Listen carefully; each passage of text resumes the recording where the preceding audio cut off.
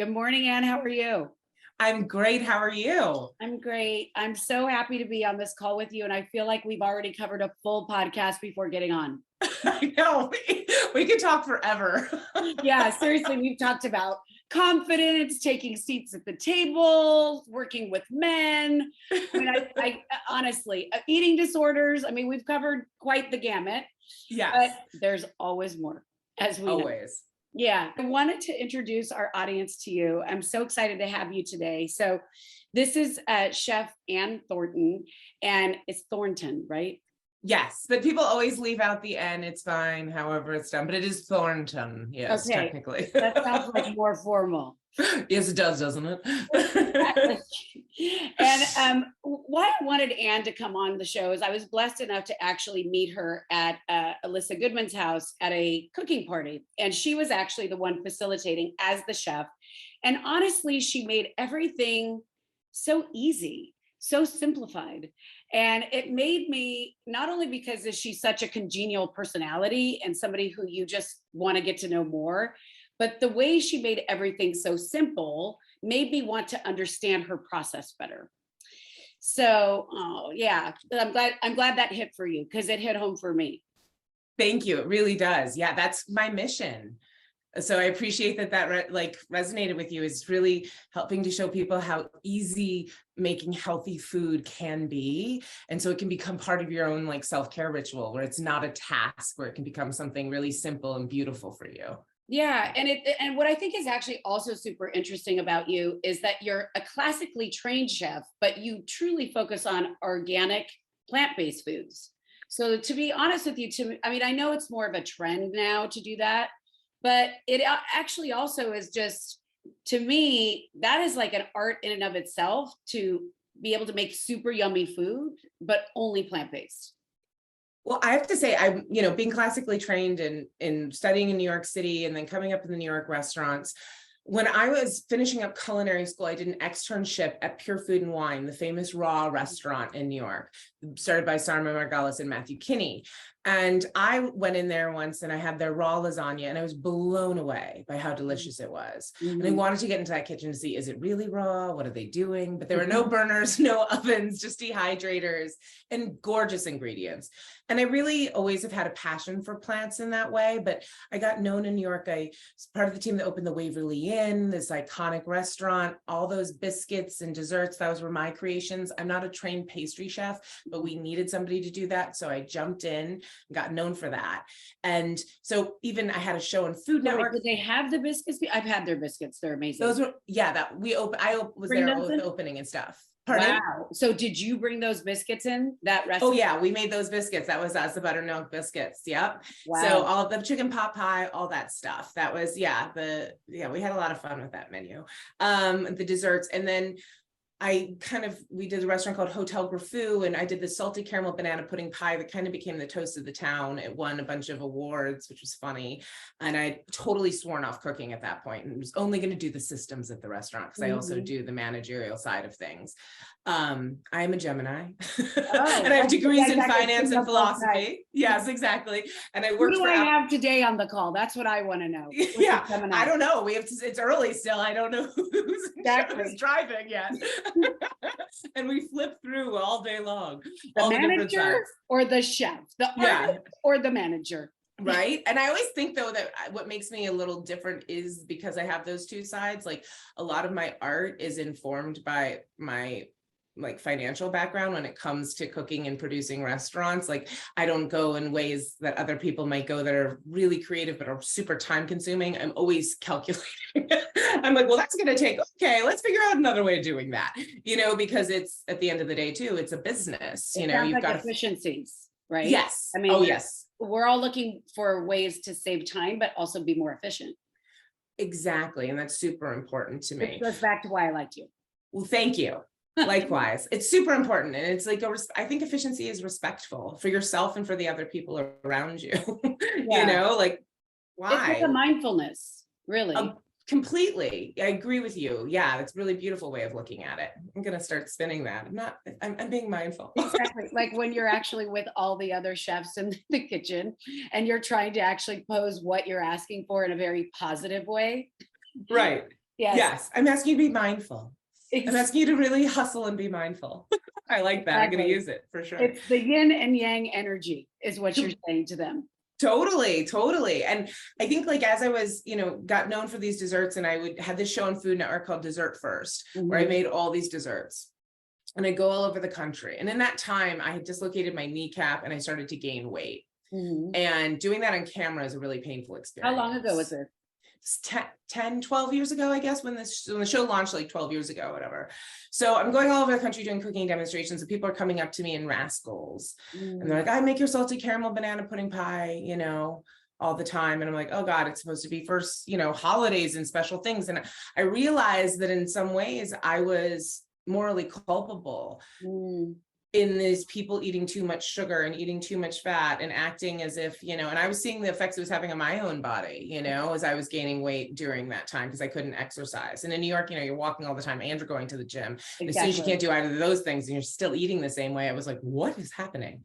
Like, who am I? Who am I? Yeah. And then a bunch of other weird stuff happened in life, a bunch of strange, really crazy things that kind of set me on a new path in that I really looked at my health and well-being. My mental health became, I got really depressed. A lot of stuff didn't go my way. And I got super depressed. And I looked at the correlation between food and mental health. And there's so much. Our gut health is so important. Hydration is so key. There's a lot of studies that show that depression and anxiety correlate with dehydration. Fascinating, our cells being dehydrated, not just water, and even just different foods that release different neurochemicals. Like you can really, I think, I believe that people need to get medication when they need medication. I believe in all of that. I think that we should use both Eastern and Western and everything in between to live our best lives. Like I'm not, I don't think I have monopoly on knowledge. You believe in balance. Yeah. I believe in balance. And and I also believe that you need to, that there are situations where people need medication. We don't understand the brain in a way that we think that we know other organs. One thing that you're mentioning though, is that we know that plant is medicine, right? That's where medicine derived is from plants, right? And so I think what you're talking about is how we feel our body is how we feel our mind, right? And many people, most of America for sure, does not buy into that philosophy or is uneducated to understand that, you can see it in a child so quickly, like with sugar, for example, right? Yes. Oh, so quickly. It's the moment that they eat too much sugar, they become crazy. Completely. It's the same thing. They're like little addicts. They get nuts and they scream for it. It's wild to see what happens. You're completely right. And most people, I was unaware, and I was in the food industry of the impact. And I grew up in a gluten-free house because my sister had celiac that she was diagnosed with in the 80s when nobody knew what gluten was. Yeah. Nobody knew what it was.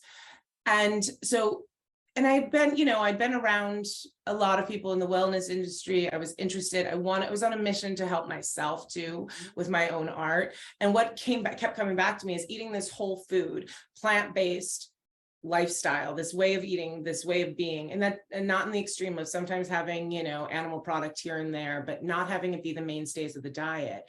How much that helps your mental and physical health. And the amount, because plants are so hydrating also. There's so much water in them. You don't think about all these things. So it's like hydrating all your cells. There's also, for me, there was a spiritual levity that came with it, knowing that nothing else was having to sacrifice itself for me to exist was a cool thing that I think about. Was it like a spiritual awakening related to your diet? And when I say diet, I don't mean like a diet, like restriction, more like what you fuel, like the fuel. I think of food as fuel, right? Yes. Like how you're fueling yourself. It was an awakening for me, for sure, about that, about how I was fueling myself, about how the food I was eating and the food I was putting into the world wasn't helping people feel better. They might have liked the way it tasted. It might have lifted their mood in that moment because it released all the dopamine that those foods do. So they felt good for a minute, but then afterwards didn't, And that became something where one of the things in hospitality is it's the feeling you give people. It's not just the food and the environment, it's the feeling feeling that you leave people with. And so I was thinking about the fact that my art is the only art that you literally consume and becomes a part of you. It changes you on a cellular level. What am I going to put into the world? You know, like it's no more just about selling things and endorsing brands and any of that stuff, because that's really tempting when you have all these companies and, you know, like I've worked with brands, I'm not going to name them, but in the past that I completely don't think are, you know, ethical or a good thing. And I wouldn't have them in my cupboard, but you know, I was on TV and this is what you do. Yeah. And it's not unlike also the short-term gain that we're talking about putting food in your body. It's also a short-term gain too, like when we're talking about monetary gain related to working with some brands, right? Is that sometimes we want the quick fix because, you know, let's face it, we're all looking to figure out how to generate revenue, right? Exactly.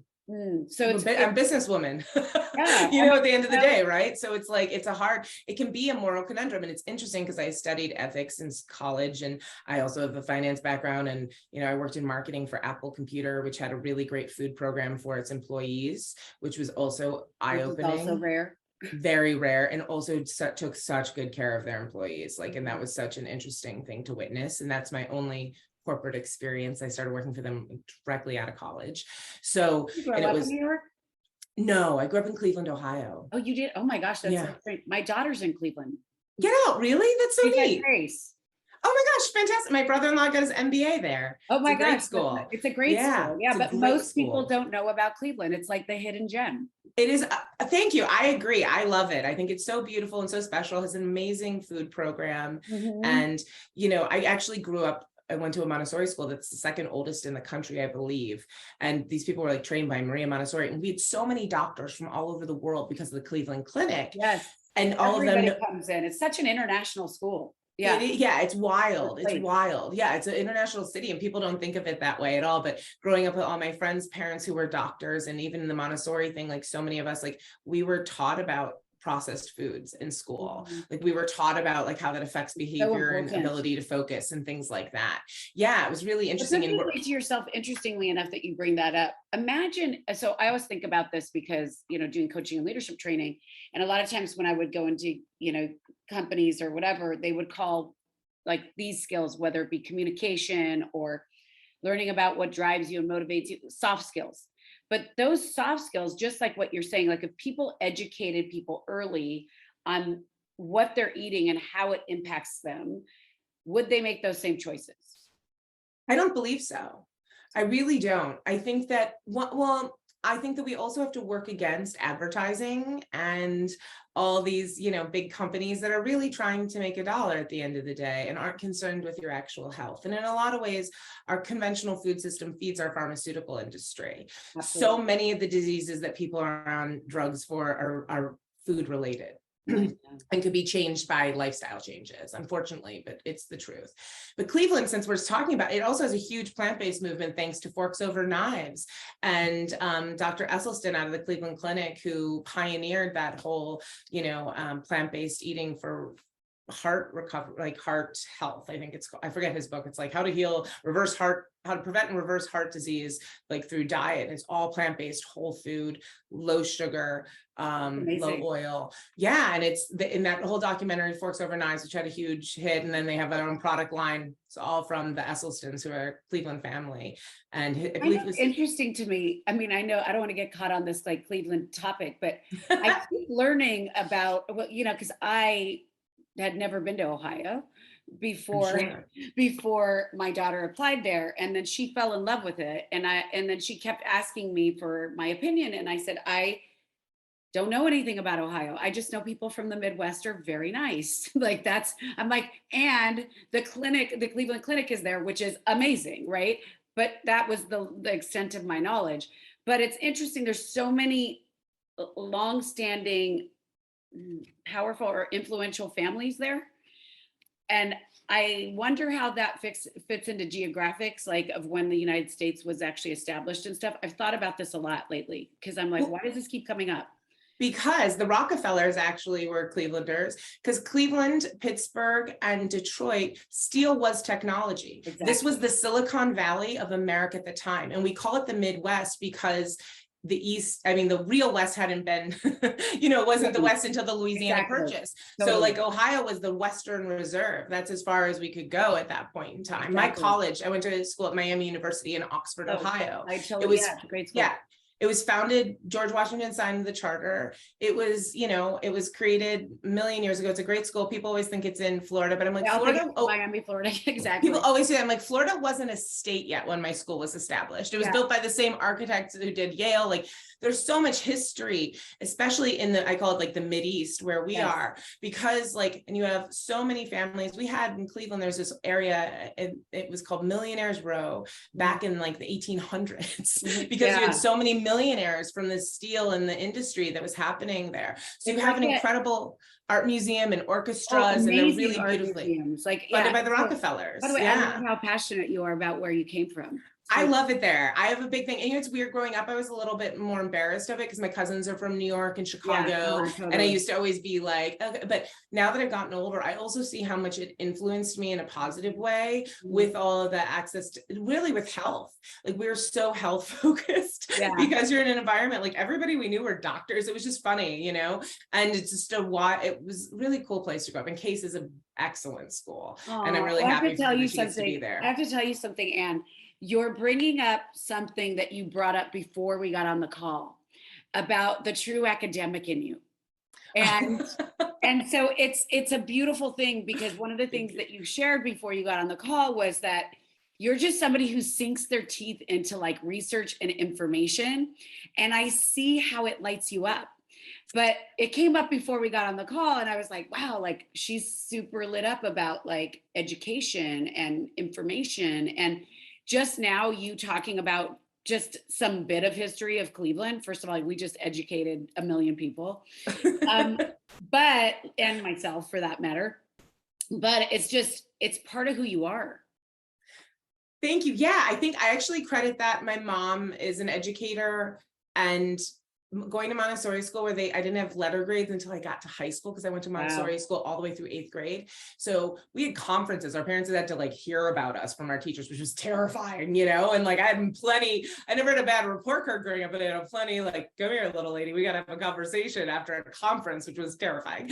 But I think I really learned to love to learn, because it wasn't a punitive thing. We'd walk into school and they'd be like, you're going to have a math test today. We didn't study for our math test because fear. We didn't study for them because they were really giving us the test to see how much we had retained. And then we would do corrections until they were right. So it wasn't like you had to, and you never moved on to something until you fully understood it. The class didn't move on without you. Like, you kept doing corrections with the other teachers until you got it. And I feel like that's such a big part of who I am. And then I also come from, I always joke that I'm 12th generation know-it-all on both sides. And that's only because it's as far back as we know. Because like literally there are no wallflowers in my family, like, and everybody has an opinion and is an armchair expert on something. Wow. So the holidays must be really interesting in your household. Oh, I always say if you take a breath while you're speaking, it's like giving up your seat at the bar. Somebody's gonna come in there and start talking for you. So I learned how to speak really quickly. So wait, how did you go from like business into being a chef? Like, how did that happen? Honestly, I was working at Apple. Everybody loves working for Apple, as they should. It's a phenomenal company, but it wasn't my passion. I had, my dad had been in tech, family, friends. It was nepotism that got me in the door. In all honesty, was I qualified? Yes. Was it nepotism? 100%. I know how smart you are. Well, thank you. But it's also like, it's important, I think, as I've gotten older and started to understand other people's experiences, I think it's important to acknowledge where doors were open for us. Yes, we might have been I was able to stay. Like a lot of people, the doors open, you can't stay. I was able to stay, but like the doors were open for me. And I do see how much that has affected my life. I work with really intelligent, hardworking people every day who weren't given the opportunity to go to college and do other things. And I just really see how much I was, the least that was expected of me was to graduate from college, and it was all taken care of, so there were no excuses. And then I look at other, and I'm like, oh, I know a lot of other kids who grew up like that, and they just think they're so special. And I'm like, dudes, like this was the least, and it was all done for you. Like, who are you kidding? What did you actually work toward or for. Right, in the end. exactly. And that's been a big question for me throughout my life. And I think a driving force for me is to work hard. And it was a really big thing for me to try to establish myself in a field where I wasn't incredibly connected, where it was me. I was actually I lived in California working for Apple, and then they transferred me to Chicago. Well, as I was living in Chicago, I went to a friend's wedding in New York City. She married a very talented artist and well-respected. I was sitting with all these people, and I was like, oh, the one thing is they all bet on themselves and they took the road less traveled. And I'd always loved to cook. I had really, but I didn't know that being a chef was a job. I didn't know any chefs. And it wasn't until I used to cooking through your mother at home, or was it like you just would explore on your own? My mom is an amazing entertainer and a great assembler and delegator. My dad's mother, right? It's a great, she's a wonderful hostess. Like she's fabulous, but is she making it all herself? Wink, wink, nudge, nudge. No, like she's bringing, she's giving somebody else. Got an amazing caterer. Exactly, who you can use for bakeware and stuff. Exactly. But my dad's mom was an incredible cook. And I learned a lot of stuff from her. And I really love being at her house because there's always delicious things around. So it was like a very comforting thing. And it's a natural gift. In college on Sundays, I would like cook for everybody. I had HBO, so everybody come over and watch Sopranos and Sex and the City. So I'm aging myself there. It's also like, don't get me started. I'll really age you. But it's like, it was this whole thing. I just love cooking for people and bringing them together. I always have. So when I was at this wedding, I kind of looked at that, and I looked at a culinary school, and I'd been toying with the idea anyway. I didn't want to go to grad school. I really wanted to do something creative. I love to write. So I thought that I would be doing food writing. I'm an MFK Fisher fan. I thought that's what I would do. But fortunately, whatever, my day job really took off. Yes. And I wasn't expecting to be as successful in the food world as I ended up being. But I also right now I'm working on my first book, which I'm excited about. I was going to ask you about that. Yeah, so it's been really fun. Not see on your bio was the book. Yeah, it's coming. I was actually on a call with my amazing agent yesterday about that, and I'm just really excited about this project that I'm working on right now because it's more true to who I am. It's food and reflections and some rituals, because rituals are really important to me. And and I think my food is so intertwined with who I am that it would be impossible for me to tell my story without my recipes, and impossible for me to share my recipes without my story. Because really life is what has brought me to doing this whole plant-based platform that I do with Cook Unity, and kind of how I do, like now I only do plant-based food professionally because of, really getting during COVID was when it all kind of came home. I'd had a lot of success with Little Pine in Silver Lake here in LA. When I did that space, we partnered in that space and opened that up and had a restaurant in San Diego. That's your restaurant, right? It's not mine anymore. No, okay. Right? It was, yeah. We did Little Pine, and then I left the project, and my business partner sold it during the pandemic, I believe, but I had left the project years before. And then I also had a restaurant in San Diego called Soul Cal that was an all organic plant-based restaurant, no refined sugars, totally gluten-free. My college and high school, dear friend, had been in the NFL for 10 years. And when he was retiring, he wanted to kind of help democratize healthy eating and provide the food that he was having a private chef make for him. So he settled down in San Diego, and we created this space, and we even had IVs and wellness shots and everything. Amazing. It was great, and it did really well. And then I was up here working on Little Pine, and he was doing all this other stuff, and we got a nice offer to sell that place, so we sold that to somebody. Is that still around? No, it was sold to somebody else, and they rebranded it and everything else. So, but it's actually funny. I was on a foraging trip on Monday in Topanga, and I ran into this guy who did that Zen bunny chocolate. Do you remember that chocolate? Yes. Oh my gosh. And it was he and his wife who created the company together. I'm like, we used to sell so much of your chocolate at my market in San Diego. It was funny. And now he has a wonderful coffee. It's organic. And so I had it this morning. Loved it. Did he sell the chocolate? Because I don't see it anymore. They're not doing it anymore. After 18 years, they decided not to do it, and they pivoted into chocolate. Into coffee. Yeah. And it's delicious, their coffee. So I was impressed with them. I'd love to have their chocolate again. Did you Topanga for his coffee? No, I drove there to go foraging. I'm working with a mushroom company. I saw you doing that. I want to do that too. That's amazing. Yeah, I'm really excited. I really try to do the whole food, plant-based stuff. Like, and I love all these meat alternatives that are out there, that I think it's great to get The people to see mushrooms are the, so hearty. If the I was mushrooms. fully like plant-based, that I'd be eating mushrooms every day. Honestly, I do. And I love them. And I was so Like, bored. but the mushrooms I take are different. I wish I ate that. At one point in my life, I did microdose, and I will say it was a transformative experience. Totally into it. Yeah. But now I don't, I'm not in a stage of doing that, but I do eat regular mushrooms every day. I love them. They're like my favorites, and they're so hearty. And I learned they had a mycologist as part of the group that founded this company, and he was explaining all these new ways. The geeky academic in me was loving it. Yeah. It was like all these different things about their How many cellular types of walls mushrooms and everything were like there? that.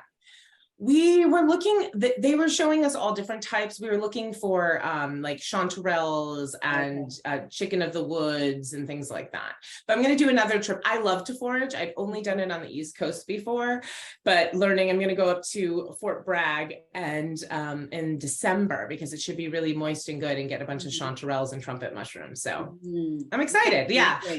Yeah, it's fun. It's neat. And there's a whole cool, like, LA is such a cool food scene, and so many people, because I feel like, and it's funny to me because I was saying this to a friend who's an agent. He's like, hold on. So what is it? I'm like, here it is. I'm like, my Venn diagram is culinary, wellness, and entertainment. And I'm like, and that's why being here in LA right now in this moment is such a cool experience, because there's so many fun things happening in that little Venn diagram, that space. Yes, exactly. Exactly. So I'm having, like, it's been a really cool, and just meeting more like-minded people, and so many people coming. I was working with a tech company, a food tech company, for a while as a consultant for a couple of years, a brilliant group of people, and just getting to use my old tech background along with my food background. It's been great. You know, it's so do you love the fact that, like, no day, because obviously, you know, not only are you a celebrity chef, you're an entrepreneur and you're a restaurateur, but so much more, obviously,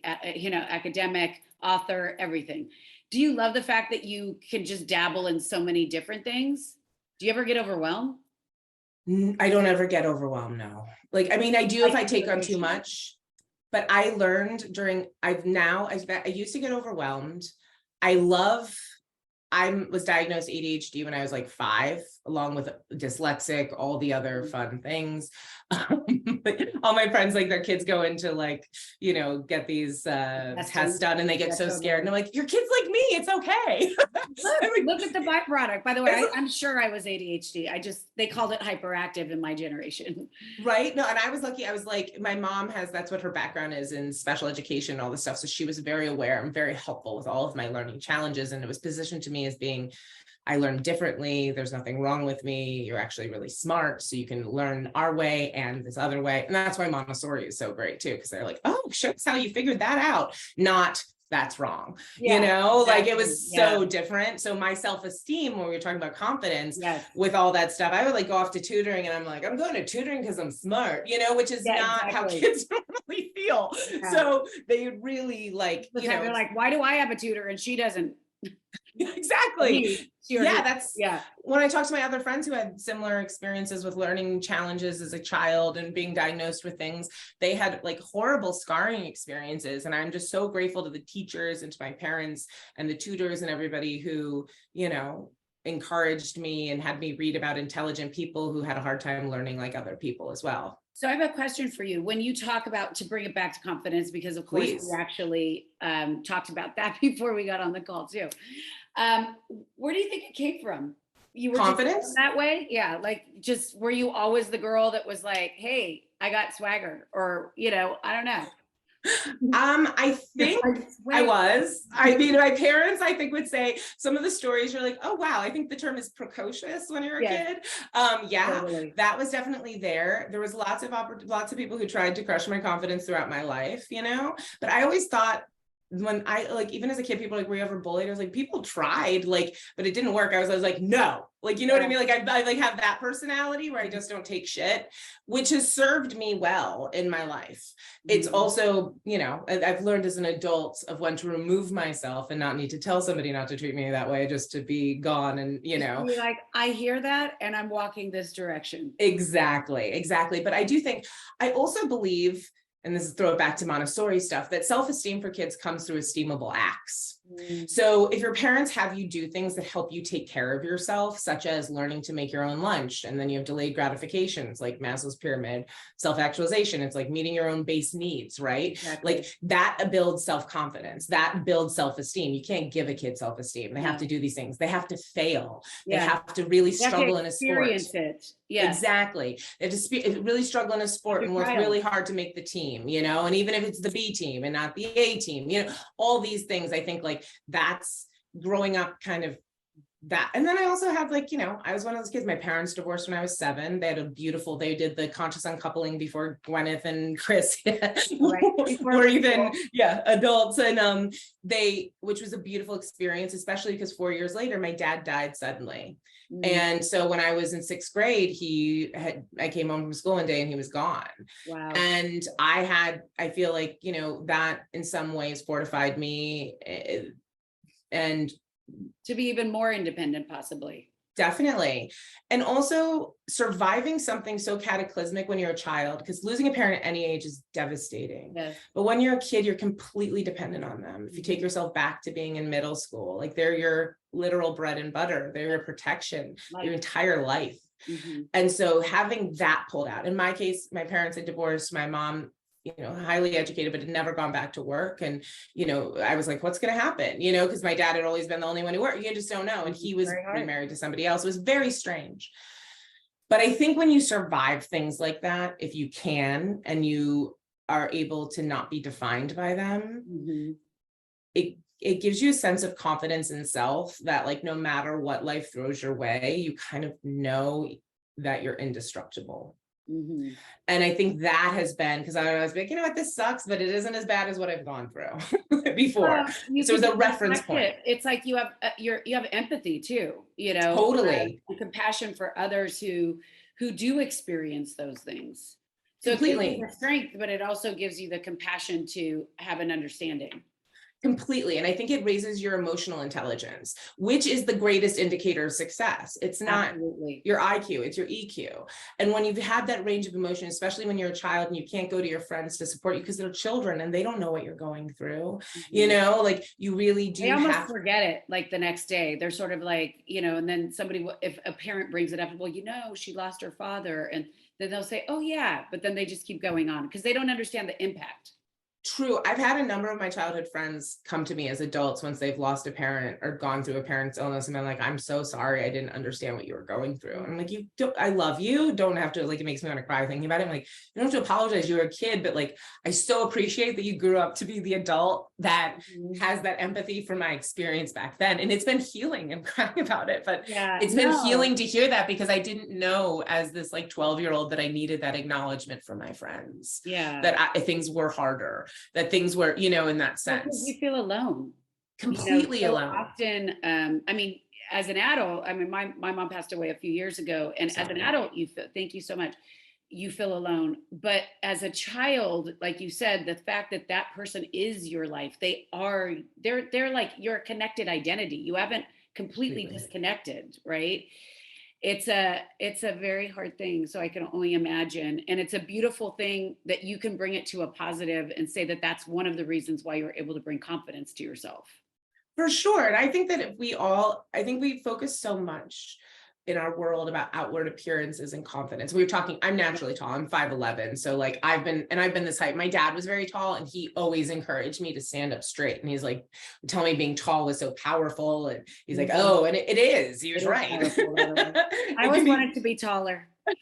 You know, it's one of the things, and of course, when you're tall, you're always like wanting to be shorter, but he would always like stand up straight. Like it's a powerful thing. It's a powerful thing. Mm-hmm. And I think about that and the confidence of that, but there's a physical element, but the spiritual element of knowing that you're resilient and of knowing that you can face just about anything and truly believing it gives you a different approach to life. And it also, I think, is being in a, like I talked about with you earlier, being in a male dominated industry and coming up, like I went to an all girls school for high school, for example. And I remember going to college and being in a Calc like 2 class, and I was like the only girl, and these guys were like answering stuff, and I was like, boys are good at math? Like, that's weird. Like, I didn't like, because I hadn't like been in school with them for so long. I was like, so I never really thought like, oh, boys are better at science or math than I am. I was always a participator. That was in one of the goofy nicknames one of my friends gave me in college, because he couldn't believe how much I participated in class. Yes. But I was like, yeah, like, but I never let You're myself like, I went to an all girls high school. That's what we do. Girl power. Yeah, because when there's a bunch of women together and no men around, we are talking, we are discussing, all these different ideas. That's why it's so interesting to see women portrayed in media, because it's like, we're not talking about men. You can tell men are writing this, because we're talking about building empires most of the time when I'm with my friends, or we're talking about how we're restructuring ourselves internally and the work that we're doing on to be our best selves. Like, we're not spending time, discussing like clothes. Like, we love clothes, we love to look good, but that isn't like that's usually about 5 minutes of the conversation. Exactly. Exactly. And by the way, I have a feeling like you and I are very similar in the way that, yes, we like all that stuff, but like, you're basically saying we're so much deeper than that. It's actually about the spiritual connection with the person. And like you said, when you're talking about working on yourselves, it's like, I know for me with my friends, we spend hours talking about that kind of stuff, Oh my gosh. Yeah. And I have amazing friends. I'm really grateful, but we like hold each other accountable too, in a loving way. And it's beautiful and it's cool. And I see how well we all keep doing in our lives, personally and professionally, because we hold space, we encourage each other. There isn't jealousy. It's more like when my friends succeed, I feel like it's me succeeding, and it's like, I really do. And I almost at times get like a lot more excited for my friends with their successes, because it's just like, like, you're not doing all the work that goes into it. So you just see that, you're like, yay, this is amazing, this opportunity. Like a beautiful gift. Yeah, it's so cool. I have a question for you around a couple things that we had talked about. You talked about rituals. Talk to me about, why are rituals so important to you? And then did the use of rituals come from like early on, like religious expression, or did it come from the spiritual awakening? Or you did emphasize earlier, again, before we got on the call, about struggling with eating disorders and things like that. So are those rituals like pillars for you in your life? Because I know I have a lot of rituals. I'm all into rituals. So I love a ritual too. And I grew up like Catholic, and there's so much pomp and circumstance, and I enjoy all that stuff, of course.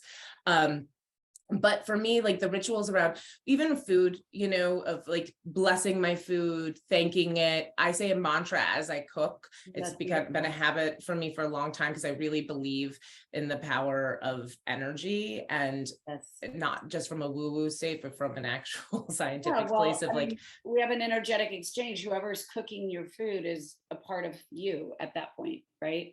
Completely. And there's a reason why every world tradition has blessed the food before they eat it. There's a reason. Since the beginning of time is recorded time, right? So there has I love those rituals around food. I love all of that. But for me, I really became a meditator, a daily meditator about 15 years ago. And that required structure in a way that nothing else did, because when I first started doing it's discipline, right? And I wanted to start, in order to get myself in the mornings to do it, it was having a place where I sat in my little place in New York, lighting some incense to get me into that headspace and sitting down. And I eventually did a lot of guided meditations, eventually ended up a big transcendental meditation person. I've been doing that for a long time. I think like 13 years. And the ritual in that is where it started with that. But then my morning practice, what I learned, I have a lot of incredible people in my life. I love to collect interesting men and women from all different backgrounds. I feel like living in New York, I was so lucky, and being part of these restaurants where all these incredibly talented and interesting people were always in and always offering advice and wanting to support me. And I've had a lot of good energy around me. And I noticed that you put out really good energy. Well, thank you. I appreciate that. And there's a lot of good energy out there. There is a lot of good energy, but it's also easy like a magnet to attract. Yeah. People, I'm sure, are so attracted to you because you give so much. Oh, well, thank you. At the same time, you obviously have to protect your energy. Yes, that is something that you learn for sure, right? But so many people supporting, I realized that so many people that I respected for like the right reasons, had morning practices, had some kind of discipline where how they set the tone for their day. So my morning practice, my rituals around that, they're combined with spiritual and wellness, almost all of them. And I have a lot of different, like I do my moon rituals. I've gotten into all of that where I'm just very conscious of the fact that this, once again, there's these ancient practices that have existed for a reason, and whether I don't need to know those reasons, but I do enjoy kind of being in that communal energy with other people too, setting intentions, resetting, all that kind of stuff. And then just different rituals for me for different major times of transition in my life, and I love celebrating. I love hosting people and really like honoring these different life passages, or what was I trying to say, incredible like baby showers and things like this, but really creating a spiritual opportunity. Right? They're like rite of passage. Pardon? They're major milestones in people's lives. Major. Yeah. And in your own life, and like really celebrating those things and having intention around it. And like I've had a number of friends have babies during the pandemic. It's been really important to me, like that all of us women hold space. I'm not a mother. It's not something that I've ever needed, and for myself, like it's something I respect. I think it's wonderful, but it's just not a driving force for me. If it ever happens, I'm open to it, however it would happen, but it's not, but I love. You weren't seeking it. Didn't have to complete you as one of the check marks. No, I think the families that we create in restaurants, and even my team that cooks my meal delivery business, like I love them all so much, and it takes up so much energy to, with teams and stuff like that. And I think that they are being children. Yeah, in a sense, or like they're like an extended family, and I have to make sure that I'm dotting all the I's and crossing all the T's so that their families are supported and not just me, and like making sure like all of that when you have a business, it's really, you really are responsible for your employees. Yeah, it is a lot of pressure. Let's be honest. It's a lot of, you're somebody who wants to be financially stable. That's clear. And you are a businesswoman. This is not just a creative passion. No. Or else you wouldn't be as successful as you are, right? Yes. And in which case that requires you to be as detailed as you are, right? Yes, very much so. And to have real connection with the people I work with too. Yeah. It's really important. We work so much, like why not like if you're gonna, I have like a no jerk policy and like, and really liking the people that are around. And if they're not happy, talking to them, figuring out what they need. And if it's not being on our team anymore, it's helping them transition to the next place they need to be. Right. But we spend too much time in our workplaces and in investing so much of our energy, speaking of energy exchange, that the majority of it should be a positive. I couldn't agree with you more. There's too much time there. And it's part of why I want, and when I turned 40, during the pandemic, it was lucky. It was after everybody got vaccinated, and it was June. My birthday is in June. Party. I got to have a party, and I got to see a bunch of my friends, which was amazing after having not seen them. But we were up in Malibu for a while, and I just really wrote out a bunch of stuff that I wanted intentionally with my career as well, because I realized that I'd really kind of become addicted to this idea of working so hard, and it was a big part of my ego identification. Yeah. And I didn't like that because it didn't resonate with me as being authentic to who I am, because I'm not somebody who wants to be stuck working all the time. Can I do it? Can I do all the hard work? For sure. Have I done it? Yes. Do I need to keep doing it? No. Like, and learning how to really stand in my worth and attract the right team members and partners to hold space with me. And now my businesses have grown so much since I decided to not work as hard. Yeah. Oh, and it's been really cool. What a great paradigm shift, and what a great lesson for everyone that we don't always have to. I have that same mindset that I had to shift as well. I see what you're saying. And what also is beautiful that you're saying is you're allowing people to support you. Yes. And that's important too. Like, it's so important. And I was somebody who could never ask for help. I was somebody who could, wanted to do it on my own. And I think a lot of women, I was speaking to a friend who's incredibly successful businesswoman, and we were talking about this because I'd had this conversation about, I have this, I'll tell you here, they all tease me about it, but I'm like, Lem, it's least effort, most money. That has been my little mantra, you know, and it's right, least effort, most money. Like, what can I do that's the least, because it is, I wanted to retain some energy for myself. Yes, definitely. I'm like, And I said this to her and she was laughing and she was saying how she's now stepping in this space. She goes, you know, the other day, like somebody hadn't sent me something, instead of sitting there and like emailing them a million times about something, she's like, it was Friday. And I was like, I'm going to take a bubble bath and I'm going to delight in the fact that I am the CFO of this company and I am in my gorgeous home and I can do, and I was like, yes. And this is the type of thing that men have been doing since forever, because I remember Fridays in the golf course with like everybody's dad when I was growing up. I was like, oh yeah, okay, you know, and all these people I knew who women always think, I think, not all women, but a lot of women and really powerful women, that they have to work harder and be showing themselves to prove their worth. Yeah, exactly. But now I've really done a lot of work about stepping into my worth fully, and also looking at my work and looking at everything that I've done and understanding the value that I bring to people and how valuable my time is because of all these years in this field and all the different roles I've had. I've had so many different roles. I was like the executive chef of Noy House. I know how to do all the catering, and I know how to do all kinds of things that usually chefs are like a restaurant chef. I've done it all. Only know one area. Totally. And I've done it all. I've helped people launch product lines. I've done, you know, consulting on all these things. And it's like, I get on calls with people. I go into a meeting with some consulting clients and they're brilliant. You know, they're these Stanford MBAs and everything else. But they don't know my field. And they need me and they value me so much because they know it. They know how much, and in food, there's a limited amount of money that most people can make. But in those environments, when they're dealing with a food tech company, they think of it being limitless, right? Which was a great expander for me. It was a great, you know, a great thing. And I've learned so much from the men in my life, I have to say, about this. I've had so much support and love from women, so much from the men in my life. I've learned about abundance and standing in your worth and having boundaries. And I'm like so grateful for that. Those are three major things. Oh my God. Huge. They're game changers that they should teach a class in, you know, because they will change your whole life. Like I always joke about that. I'm like, yeah, like you need to know. Who's the most influential woman and man who has brought you those gifts, curiously? And it doesn't have to be somebody that you're day to day like friends with. But I think it is. Yeah, I think my friend Lily Kwong, who's like a brilliant artist and landscape designer, she's a wonderful person. We've been friends for so many years, but she's a very respectfully boundaried, powerful businesswoman.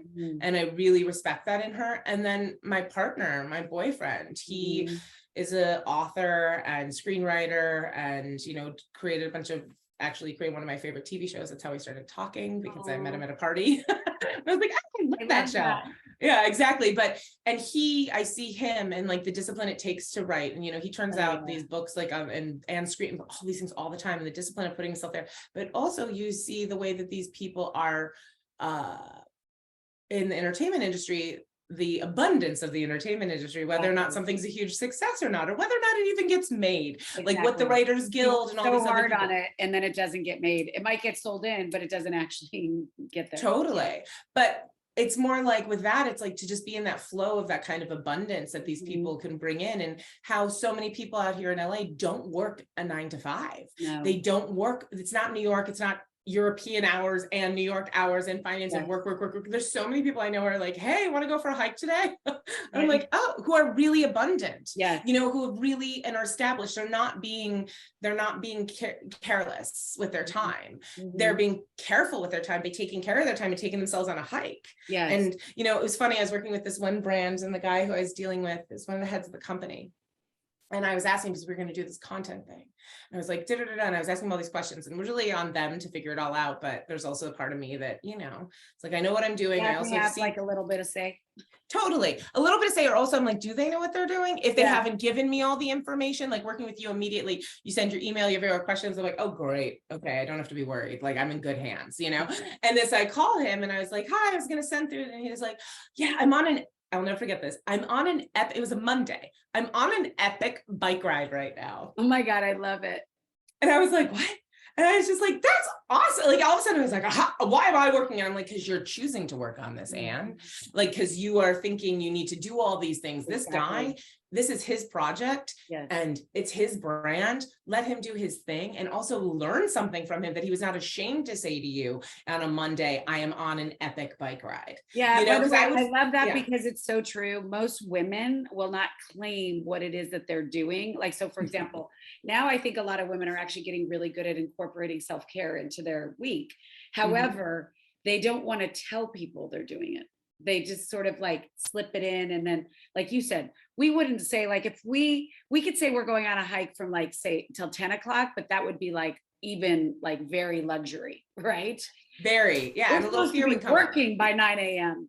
Exactly. And it was just, yeah, it was so cool to hear him say that. At first I was literally like, no, that's terrible. And then I was like, no, that's awesome. You know, my two sides were fighting. Absolutely. I do that same thing.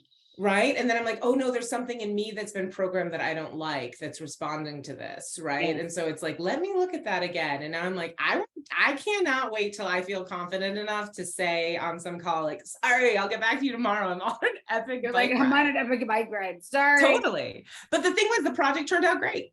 Yeah. You know what I mean? Like, that was the other thing. And I think that that's the thing about understanding that it's not linear.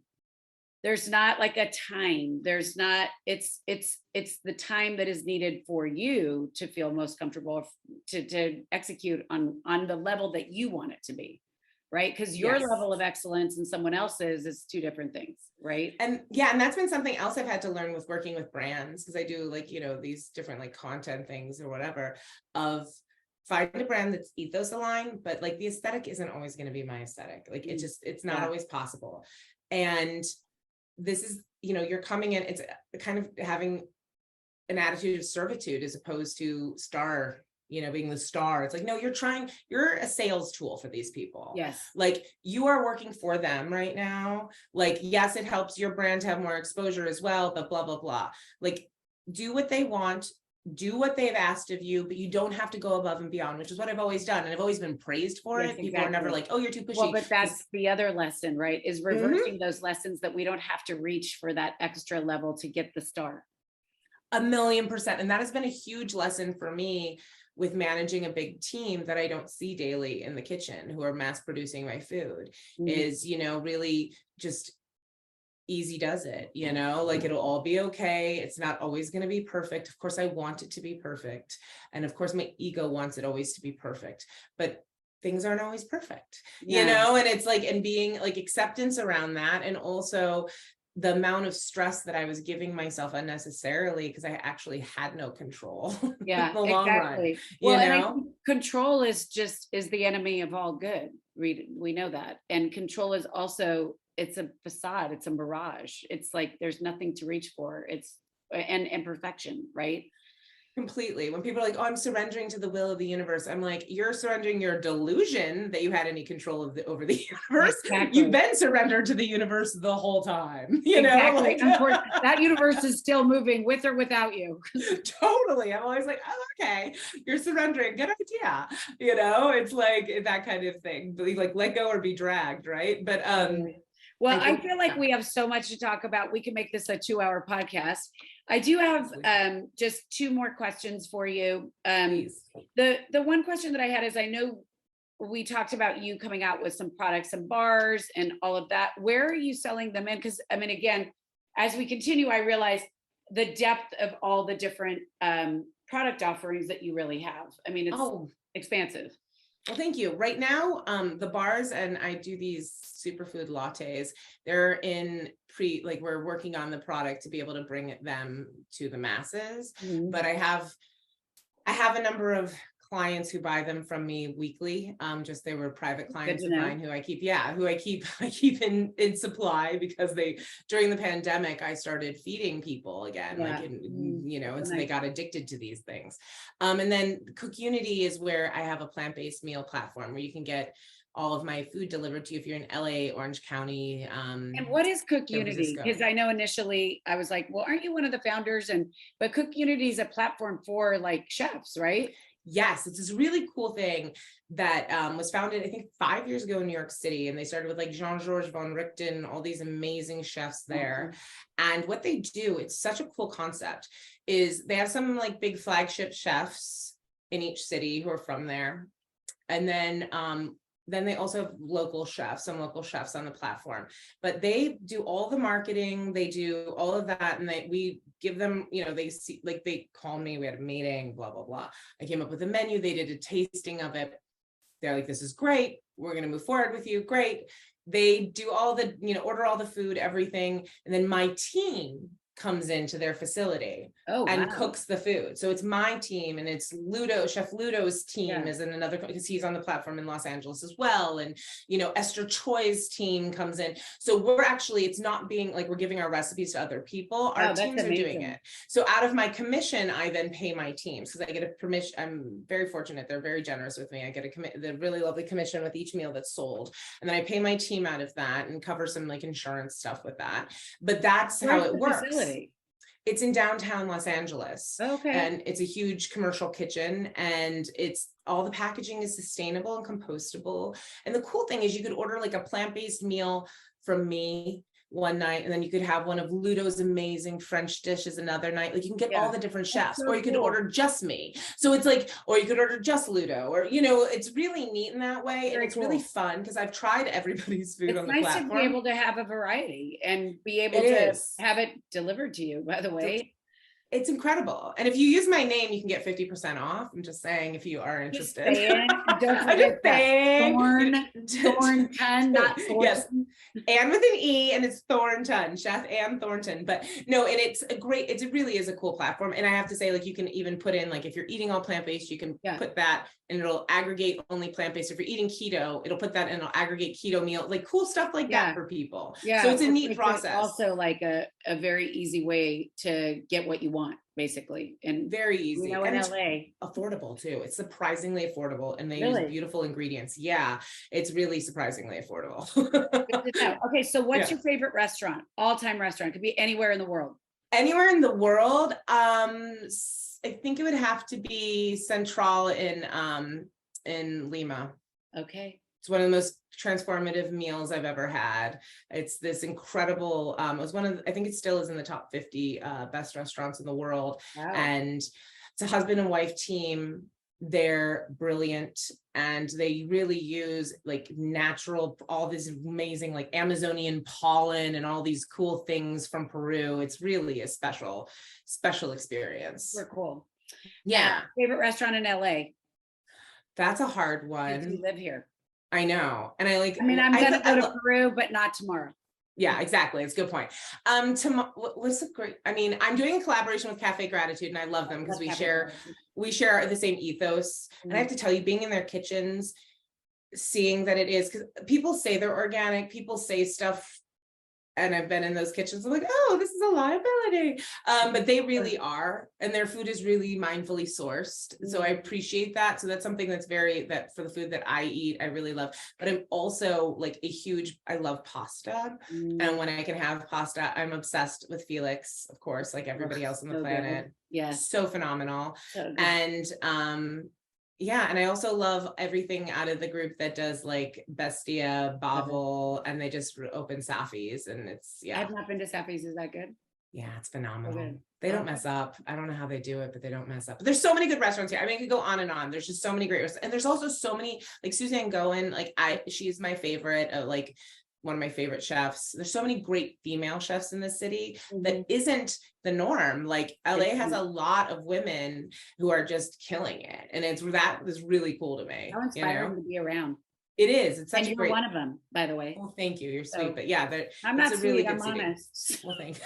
I always say that too. I'm like, no, I'm just being direct. Oh yeah, no, I've been direct honest. You are sweet too. You're honest and sweet. How about that? Oh, thank you. I have an old boss that used to say to me, you're smart and pretty. I was like, thank you so much. You're so nice. Thank you, sir. Exactly. But I was going to, my last question for you is actually around values. So I ask every single person who comes on the show what their top 5 core values are. That's a really good one. I think number one for me is the cessation, I guess, of like of suffering, of, you know, trying to end suffering for people, for the planet, for animals. Like that's like big through line for me. Mindfulness of what I'm consuming physically, mentally, spiritually, what I'm watching, what I'm listening to, because that's food too that affects you cellularly. So Honesty. I'm going to say joy instead of suffering, because that would be like, okay. Oh, sorry. Right? Yes, joy. Okay. Trying to find joy. Trying to like, yeah, ease suffering, find joy. I love to have fun. Mindfulness is really important to me, but I also like, I don't want to be, I don't want to live a life where I can't You like laugh. to have the balance. I love a balance. I love to have fun. I love to laugh. I think I think laughter is one of the most important things in the world. I really do. It's one of my favorite, like, I just love to laugh. I love being with people who make me laugh. It's just, it can change even the darkest moments. It gives you hope, you know, I just love it. So anything that can, laughter, I should have thought about. I think you're a lifelong learner. Yes, learning, definitely. And then, yeah, I think integrity is definitely, yeah, being integrous is not the easiest thing in this world, and I don't think any of us can do it perfectly, but it's the trying that's important for me, and it's the, as I learn, not judging my former self too, and moving forward, you know, and adapting so I can do a better job. Yeah, and not being afraid to be like, oh, I didn't know that. Yeah.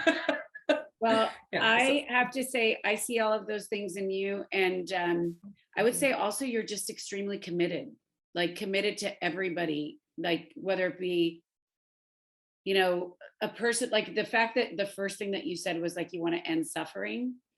That means that you're committed to our human race, right? To better, like, and your whole point of why you got into organic plant-based, you know, cooking, or, you know, wanting to bring it out to a greater audience is just really inspiring, you know. Oh, thank you.